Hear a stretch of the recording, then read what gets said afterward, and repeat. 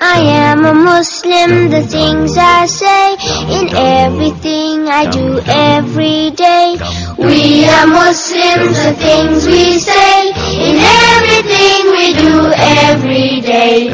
Ooh, Bismillah, ooh, Alhamdulillah, ooh, Bismillah, ooh, Alhamdulillah, Alhamdulillah. I am a Muslim and this I know, I need to eat so that I will grow. We are Muslims and thus we know, we need to eat so that we will grow. When we eat we say Bismillah, when we fool we say Alhamdulillah. When we eat we say Bismillah, when we fool we say Alhamdulillah, Alhamdulillah. Water, juice and milk, these I think are so delicious for me to drink.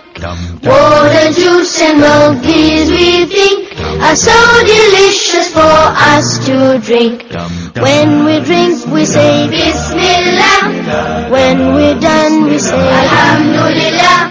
When we drink we say Bismillah, when we're done we say Alhamdulillah, Alhamdulillah. Going out with my mom and dad, coming home, oh what fun we had. Going out with our mom and dad, coming home, oh what fun we had. Driving in the car, Bismillah, coming safely home, Alhamdulillah. Bismillah, Bismillah, Bismillah, Alhamdulillah, Alhamdulillah. I go to sleep saying Allah's name, and in the morning I do the same. We go to sleep saying Allah's name, and in the morning we do the same. When we sleep we say Bismillah, when we rise we say Alhamdulillah. When we sleep we say Bismillah, when we rise we say Alhamdulillah, Alhamdulillah. I am a Muslim, the things I say, in everything I do every day. We are Muslims, the things we say, in everything we do every day. Do do do do do, Bismillah. Do do do do do, Alhamdulillah. Do do do do do, Bismillah. Do do do do do, Alhamdulillah, Alhamdulillah.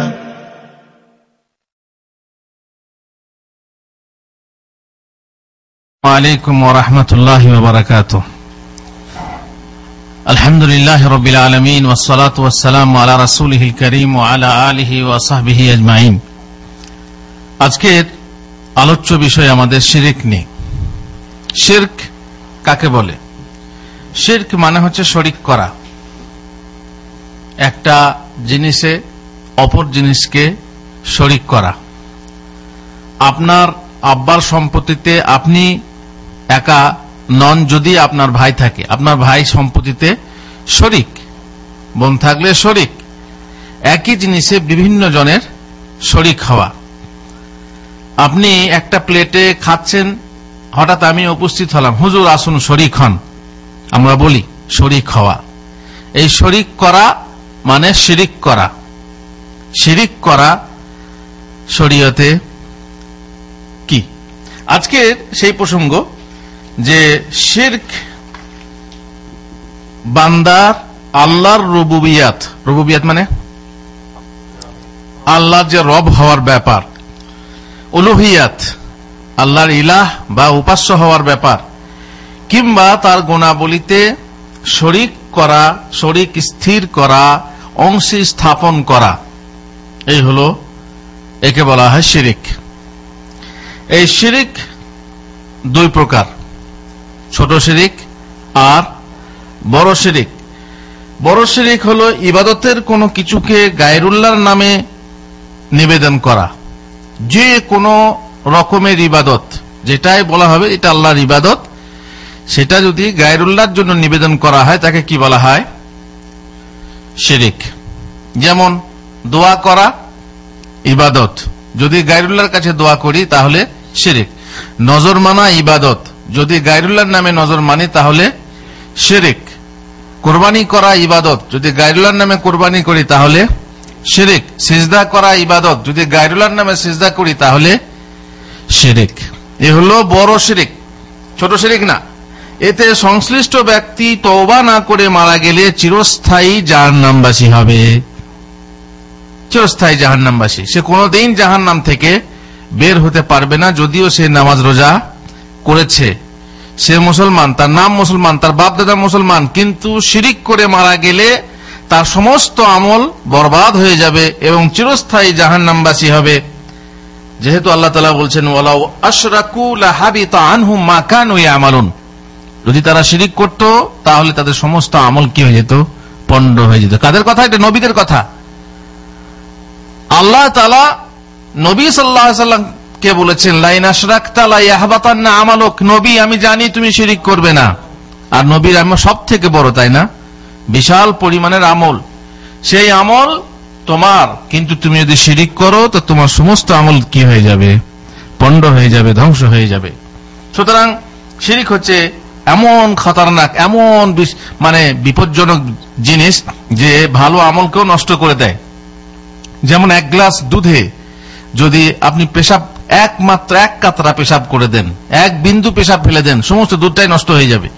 ঠিক বহু আমলের মধ্যে যদি আপনি একবার শিরিক করেন তো আপনার সমস্ত আমল পণ্ড হয়ে যাবে। আল্লাহ তাআলা বলছেন ওয়াকাদিমনা ইলা মা আমিলু মিন আমালিন ফাজআলনাহু হাবাআম মানসুরা, তারা যে আমল করেছিল সেই আমলের প্রতি আমি অভিমুখ করে সেগুলোকে ধুলি কোনার ন্যায় উড়িয়ে দিই, তাদের আমলের কোনো দাম নেই। আর যে ব্যক্তি শিরিক করবে আল্লাহ তাআলা তাকে ক্ষমা করবেন না, কারণ শিরকের গুনাহ হচ্ছে সবচেয়ে বড়, শিরক হচ্ছে সবচেয়ে বড় অন্যায়। ইন্না শিরকা লা যুলমুন আযীম। আর এই শিরকের গুনাহ আল্লাহ ক্ষমা করবেন না, যদি তওবা করে কেউ মারা না যায় আল্লাহ তাআলা ক্ষমা করবেন না। বাকি অন্যান্য গুনাহ, কাবিরা গুনাহ ইচ্ছা করলে, যার জন্য ইচ্ছা, আল্লাহ ক্ষমা করতে পারেন। আল্লাহ তাআলা বলেন ইন্নাল্লাহা লা ইয়াগফিরু আন ইউশরাকা বিহি ওয়া ইয়াগফিরু মা দুনা যালিকা লিমান ইয়াশা ওয়া মান ইউশরিক বিল্লাহি ফাকাদ ইফতারা ইসমান আযীমা। যে ব্যক্তি আল্লাহর সাথে শরীক করে, যে ব্যক্তি আল্লাহর সাথে অন্য কিছুকে শরীক করে, সে ব্যক্তিকে আল্লাহ তাআলা ক্ষমা করেন না। তিনি ক্ষমা করেন এর নিম্ন পর্যায়ের পাপ, যেগুলো কাবিরা গুনাহ, যার জন্য তিনি ইচ্ছা করেন তার জন্য। জরুরি নয় যে ক্ষমা করবেন, ইচ্ছা করলে ক্ষমা করবেন। আর যে ব্যক্তি শিরিক করলো সে অতি বড় অপবাদ আরোপ করলো। যেহেতু আল্লাহ তাআলার প্রতি অপবাদ আরোপ করা হয়, যেহেতু আল্লাহ তাআলার কোনো শরীক নেই, আর আমি সেটাকে শরীক নির্বাচন করছি, আল্লাহ তাআলার কোনো অংশী নেই, অথচ আমরা তার অংশী নির্ধারণ করছি, এটা অপবাদ। যেটা আসলে নেই সেটাকে রচনা করা, বলা, এটা অপবাদ। যেমন আপনি আজীবন আপনার আব্বাকে ভালোবেসে আসলেন, হঠাৎ করে এক ব্যক্তি বলল কি না এই লোকটা খারাপ লোক, এ বাপকে বাপ বলেনি, এটা অপবাদ। এটা হচ্ছে অপবাদ, মানে মিথ্যা। যে জিনিস যার মধ্যে নেই তাকে সে তার মধ্যে নির্ধারণ করা, তার জন্য বলা, এটা কি? অপবাদ। আল্লাহ তাআলার কোনো শরীক নেই, কোনো অংশী নেই, কোনো পৃষ্ঠপোষক নেই, কোনো সাহায্যকারী নেই। অথচ যদি আমরা বলি যে না অমক ওলি আল্লাহর সাহায্যকারী, অমক ওলি আল্লাহর মাধ্যম, অমক তমক সিঁড়ি, অনেকে বলে মই, অনেকে বলে সুল্লাম, অনেকে বলে ওসিলা, যদি কেউ নির্ধারণ করে তাহলে সে শিরিক করবে। আর আপনারা জানেন সমকক্ষ সাব্যস্ত করে তাদের প্রতি তেমনি ভালোবাসা পোষণ করে যেমন আল্লাহকে ভালোবাসা হয়। ওই সমস্ত আউলিয়া বা ওলিকে তারা এমন ভালোবাসে যেমন কাকে ভালোবাসা হয়? আল্লাহকে। আল্লাহ তাআলা কথা বলেছেন ওয়ামিনান নাসি মাইয়াত্তাখিযু মিন দুনিল্লাহি আনদাদান ইউহিব্বুনাহুম কাহুব্বিল্লাহ।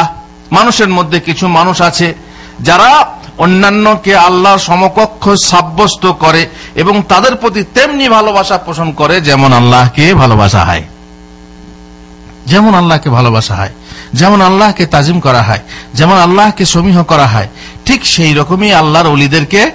বরং বরং অনেক মানুষ আছে এমন যে আল্লাহকে যতটা ভয় না করে, ভালো না বাসে, তার ওলিকে, তার পীরকে, তার মুর্শিদকে বেশি ভালোবাসে।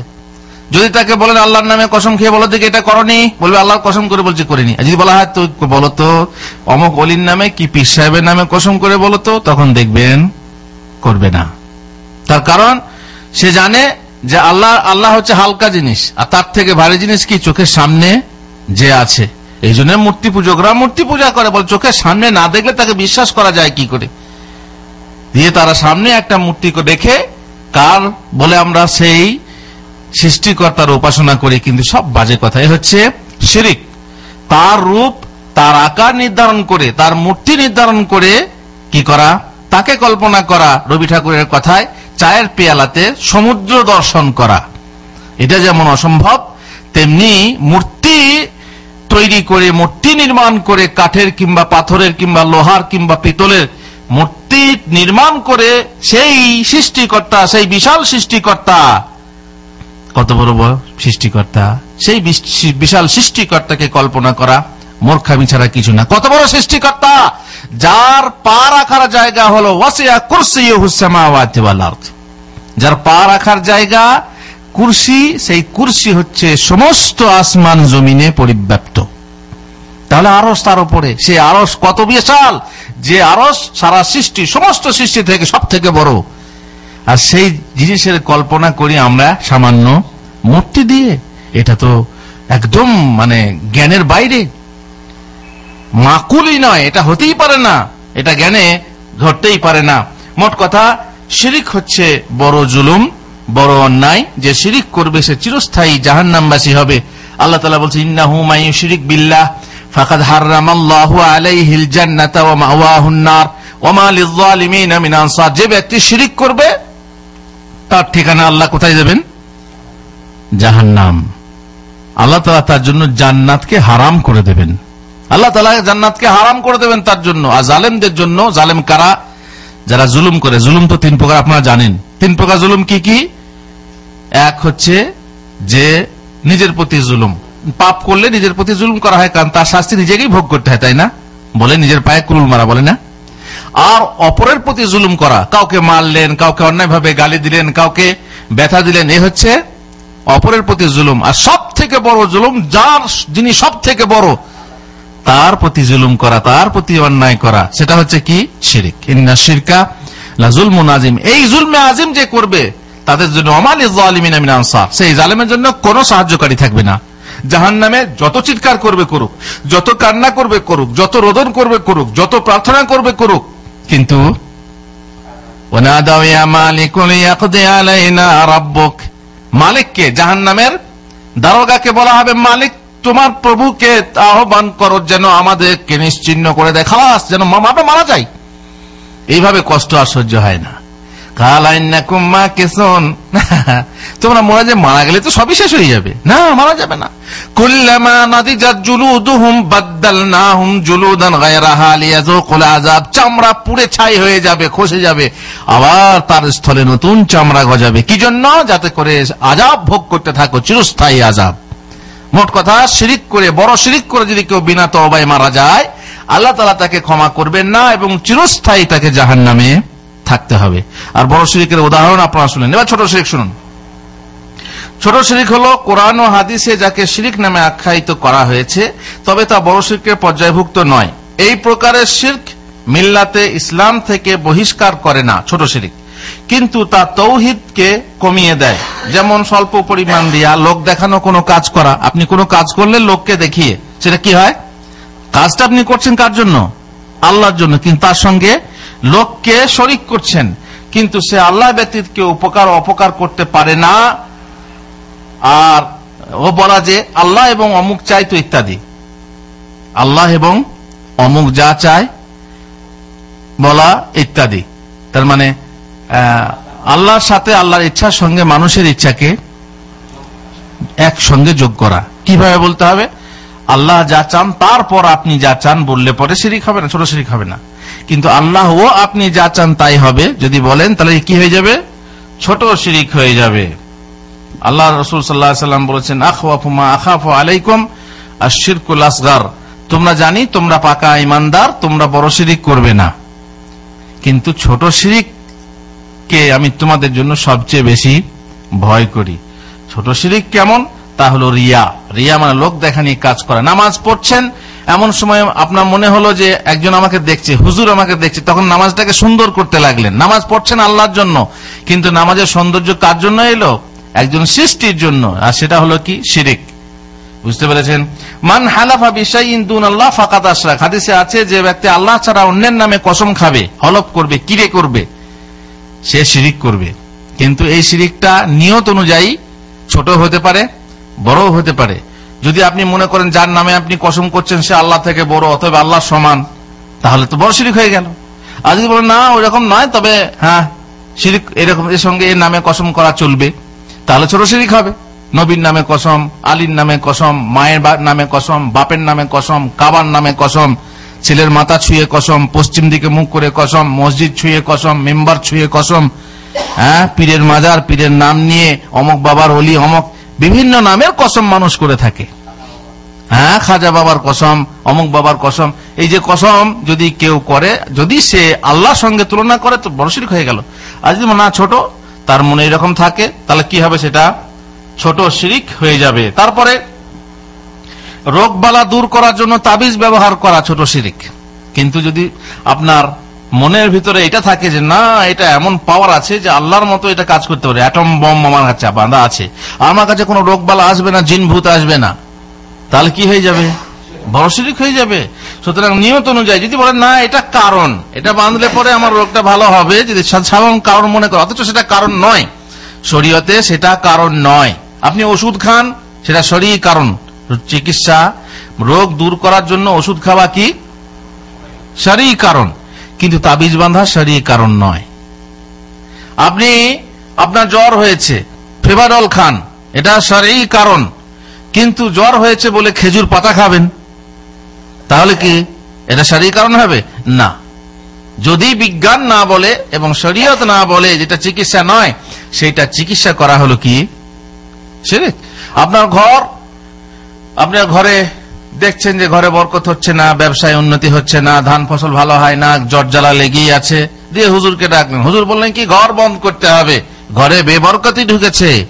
আর হিন্দুরা বলে ঘরে শনি ঢুকেছে, শনি লেগেছে, কি করতে হবে? ঘর বন্ধ করতে হবে। ঘর বন্ধ করার জন্য কি করতে হবে? কাঁচা বাঁশ নিয়ে এসো, ঘরের মাঝখানে পুঁতে, আগ্নেতে পুঁতে, তারপর ডগায় একটা আয়না বেঁধে দাও, ঘরের দরজা জানলায় সিঁদুর দাও, কিংবা আম পাতা দাও, ঘরের চার কোণে পেরেক পুঁতে দাও, নতুন ভান নিয়ে এসে পেরেক পুঁতে দাও, তারপরে ঘরে ধূপবাতি জ্বালাও, মোমবাতি জ্বালাও, আর তারপরে মিলাদ পড়ো, নির্দিষ্ট দোয়া পড়ো, কিংবা ইরিং বিরিং পড়ো, তারপরে ঘরটা বন্ধ করে দিয়ে হুজুর চলে যান। কিংবা জানলা দরজায় তাবিজ চিটিয়ে দিয়ে যায়, 786, 92, অমক তমক কি সব লিখে তাবিজ চিটিয়ে দিয়ে যায়, বল ঘর বন্ধ হয়ে গেল। জানলা দিয়ে ঢুকবে না, গোটা বাড়িটা তো ফাঁকা, সামনে আঙিনা দিয়ে ঢুকবে না, দরজা দিয়ে ঢুকবে না, শয়তান ঢুকবে না, বেবরকতে ঢুকবে না। এই যে এক এক শ্রেণীর মানুষ মনে মনে তৈরি করে নেয়, এটা কি শরীয়তে আছে? যদি না থাকে তাহলে শিরক। আজ বলে হ্যাঁ শরীয়তে এরকম আছে, তাহলে শিরক না, কারণ আল্লাহ তাআলার পক্ষ থেকে শিক্ষা দেওয়া হয়েছে। আল্লামাহু শাদীদুল কুওয়া। আল্লাহ রাসূল সাল্লাল্লাহু আলাইহি ওয়াসাল্লাম যে শিক্ষার কথা বলেন, যে চিকিৎসার কথা বলেন, কার কাছ থেকে বলেন? আল্লাহর তরফ থেকে বলেন। সুতরাং সেটা শিরক হবে না। কিন্তু শিরক হবে কোনটা? যেটা আপনি নিজে তৈরি করেছেন। একটা উদাহরণ দেবো, আপনাদেরকে অবাক লাগবে শুনতে। যদি কাউকে বদনজর লাগে, বদনজরের ফলে জ্বর হয়, বদনজরের পরে সে বমি টমি করে ইত্যাদি, তো বদনজর যদি কাউকে লাগে, তার চিকিৎসা কি? এটা কি বিজ্ঞানের চিকিৎসা আছে? নাই। কিসে আছে? শরীয়তের চিকিৎসা। বিজ্ঞান তো বদনজরকে মানেই না, কিন্তু শরীয়ত মানে, বলে বদনজর ঠিক, বদনজর লাগলে এটা সত্যিই লাগে। এখন তার চিকিৎসা কি? 1 নম্বর চিকিৎসা হলো ঝাড়ফুঁক। আপনি আয়াতুল কুরসি, সূরা ফাতিহা, কুল আযু বিল ফালাক, নাস, ইখলাস পড়ে আপনি ঝাড়ফুঁক করেন, আপনার বদনজর দূর হয়ে যাবে। আর একটা চিকিৎসা হলো, আপনি যদি মনে করেন যে অমকের নজরে বদনজর লেগেছে, অমক লোকটা আপনার বাড়িতে এলো, যে আপনার ছেলেটা অযথা প্রশংসা করলো, আর মাশাআল্লাহ টাশাআল্লাহ কিছুই বললো না, এই জন্য মাশাআল্লাহ বলতে, ভালো দেখলে কি বলতে হয়? মাশাআল্লাহ, কিন্তু বললো না, তার নজরটা লেগে গেল। ঠিক তারপর থেকে সে যখন চলে গেল, আধ ঘন্টা কি 1 ঘন্টার ভিতরে আপনার ছেলের জ্বর শুরু হয়ে গেল, আর ছেলে দুধ খায় না। তখন আপনি একইন ভাবে জানতে পারলেন যে আসলে আমার ছেলেটাকে বদনজর লেগেছে, আর বদনজরটা লেগেছে কার নজরে?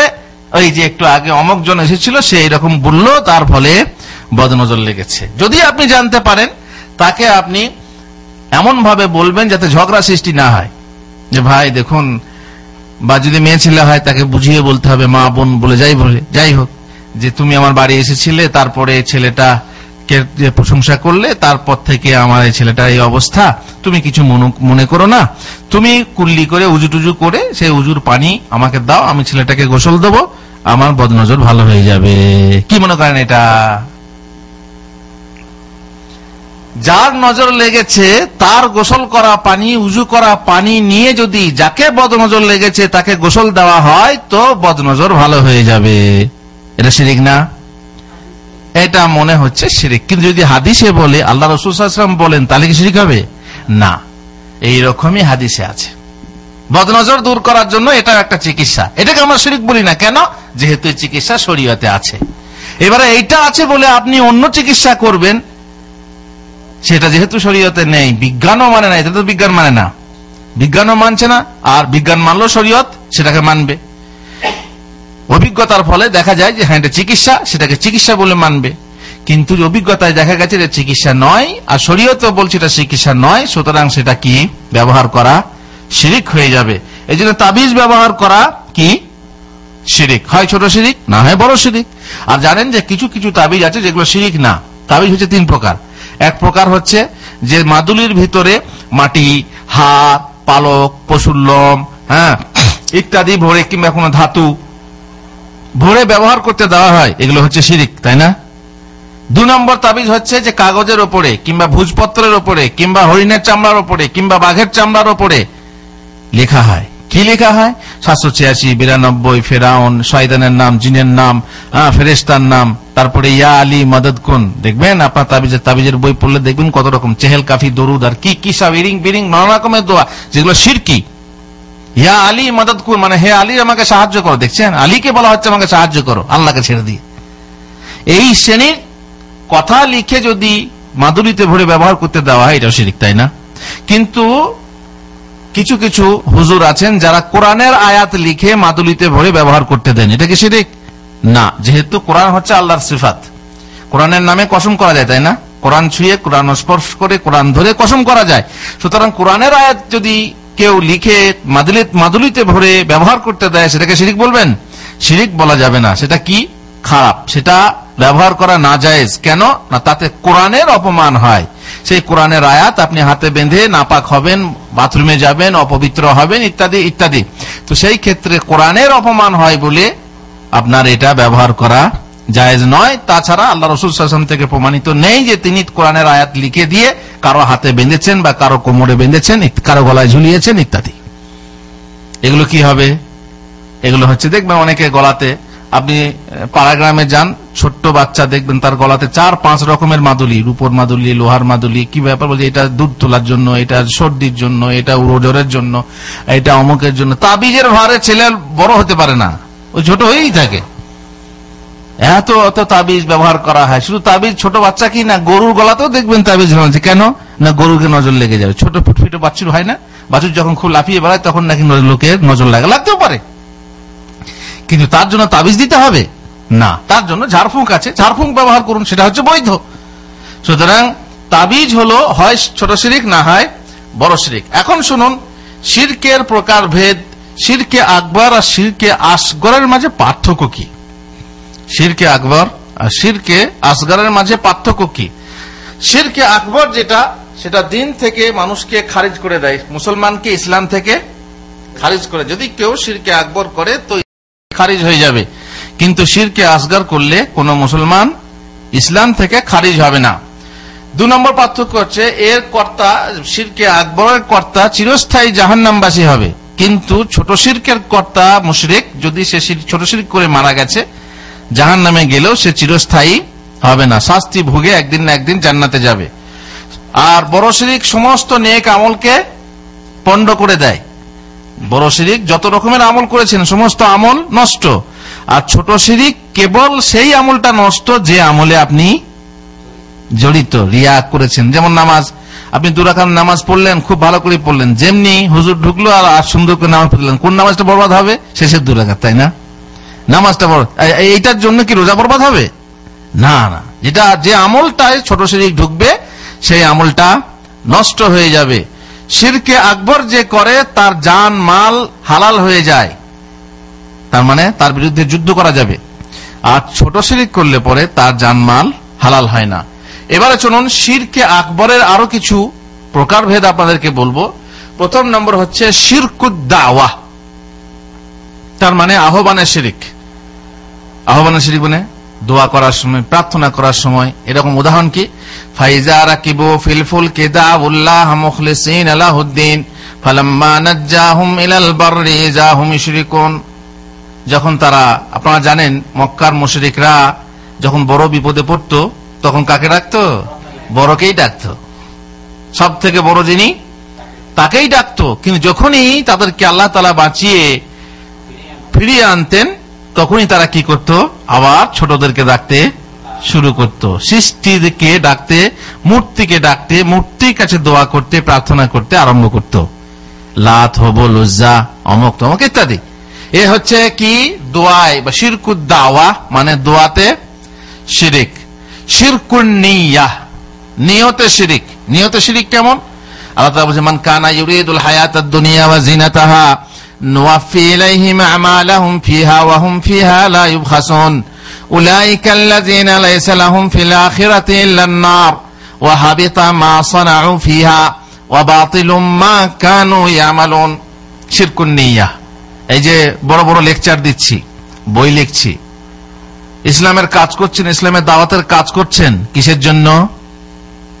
যদি বলেন দুনিয়ার পয়সা কামানোর জন্য, কিংবা গদির লোভের জন্য, কিংবা কোন উচ্চ স্থান লাভের জন্য, কিংবা আরো কিছুর জন্য, যদি আল্লাহ ছাড়া, আল্লাহ সন্তুষ্টি ছাড়া আর কিছুর জন্য আপনি করেন, তাহলে আল্লাহ তাআলা কি বলছেন?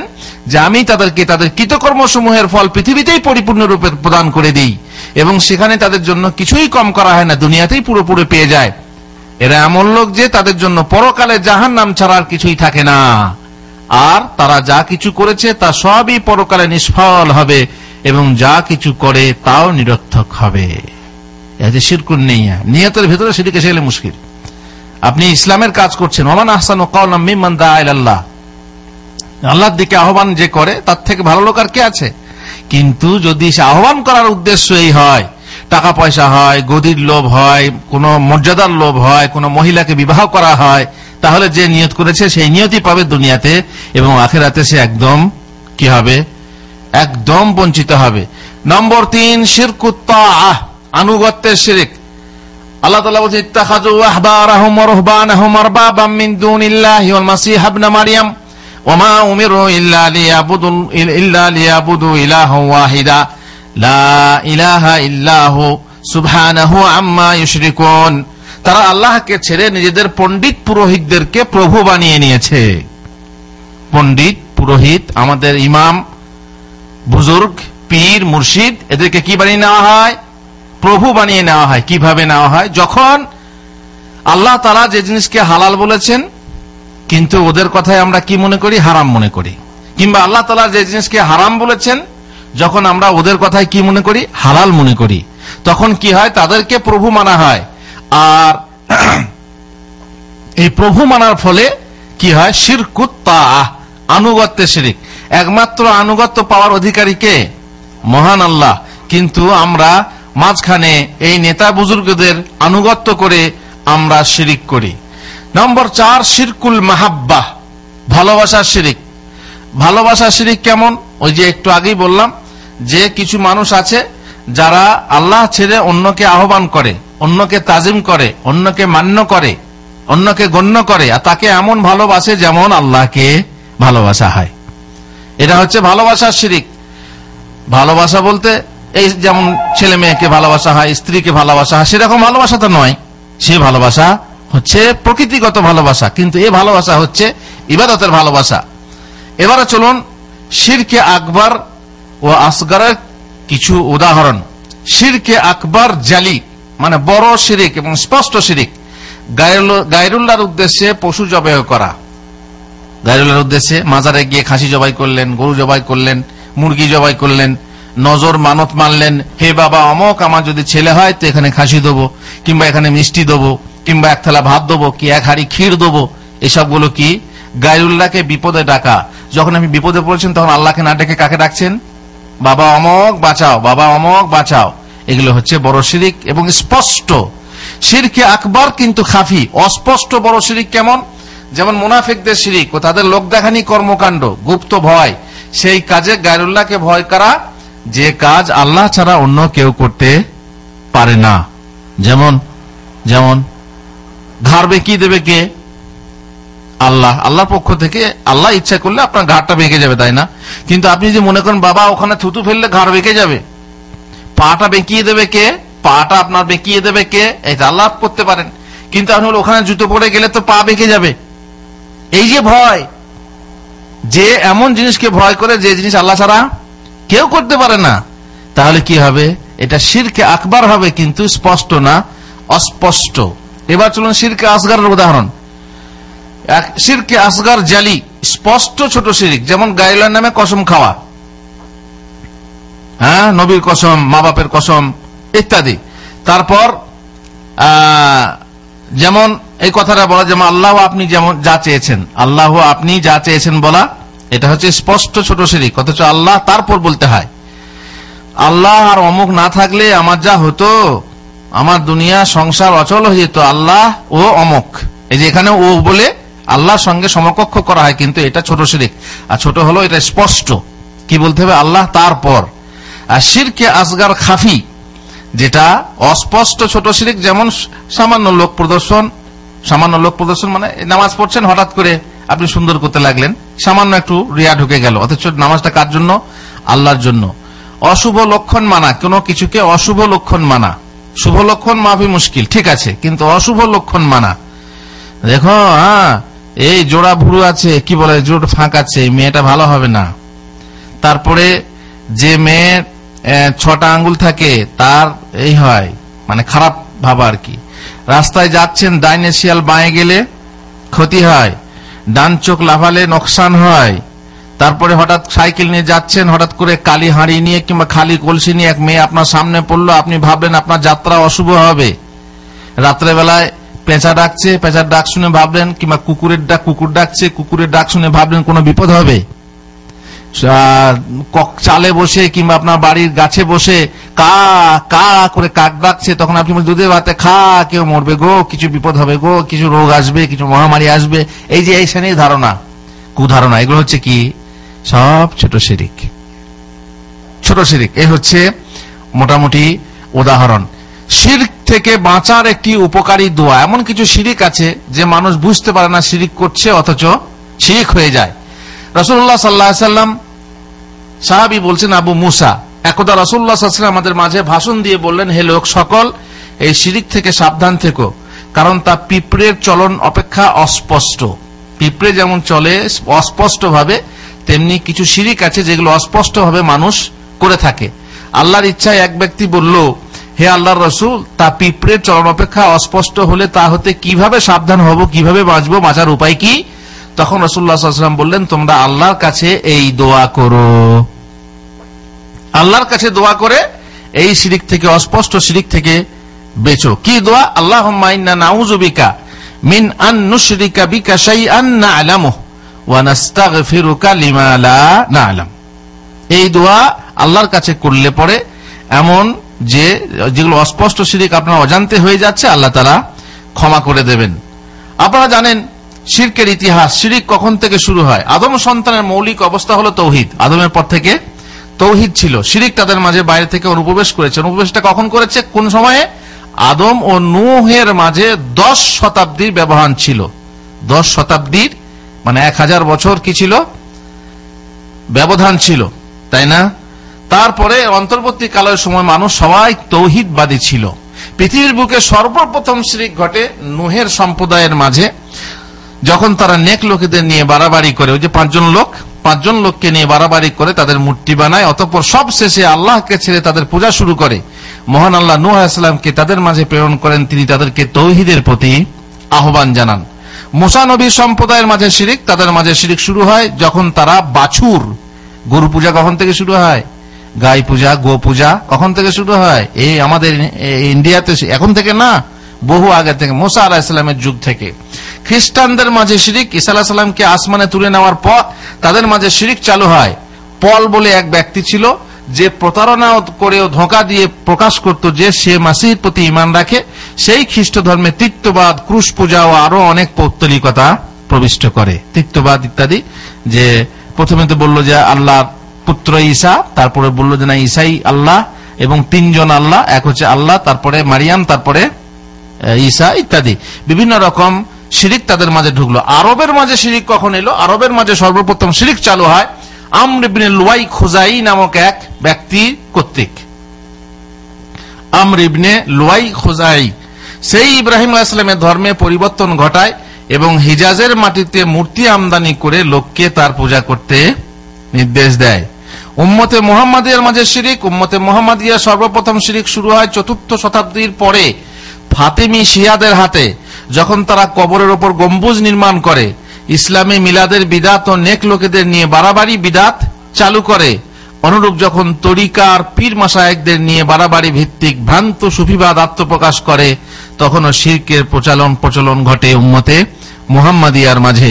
শিরকের ভয়াবহতা ও তার বিভিন্ন শাস্তি আগেই বলা হলো যে যে শিরিক করবে তার সমস্ত আমল পণ্ড হয়ে যাবে এবং জান মাল তার হালাল হয়ে যাবে। মুশরিকদের জন্য জান্নাত হারাম হয়ে যাবে এবং জাহান্নাম হবে তার চিরস্থায়ী ঠিকানা। আল্লাহ তাআলা আমাদেরকে শিরিক থেকে দূরে রাখুন। ছোট শিরিক, বড় শিরিক, স্পষ্ট অস্পষ্ট সব থেকে আল্লাহ তাআলা আমাদেরকে দূরে রাখুন। আর শেষকালে আবার সেই দোয়া বলি যে দোয়া আল্লাহ রাসূল সাল্লাল্লাহু আলাইহি ওয়াসাল্লাম আমাদেরকে শিখিয়েছেন, আল্লাহুম্মা ইন্না নাউযু বিকা মিন আন নুশরিকা বিকা শাইআন না'লামুহু। অন্য এক বর্ণনা আছে শাইআন ওয়া নাহনু না'লাম। যাই হোক, আল্লাহুম্মা ইন্না নাউযু বিকা মিন আন নুশরিকা বিকা শাইআন না'লামুহু ওয়া নাস্তাগফিরুকা লিমা লা না'লাম। ওয়া সাল্লাল্লাহু আলা নবিয়িনা মুহাম্মদ ওয়া আলা আলিহি ওয়া সাহবিহি আজমাইন।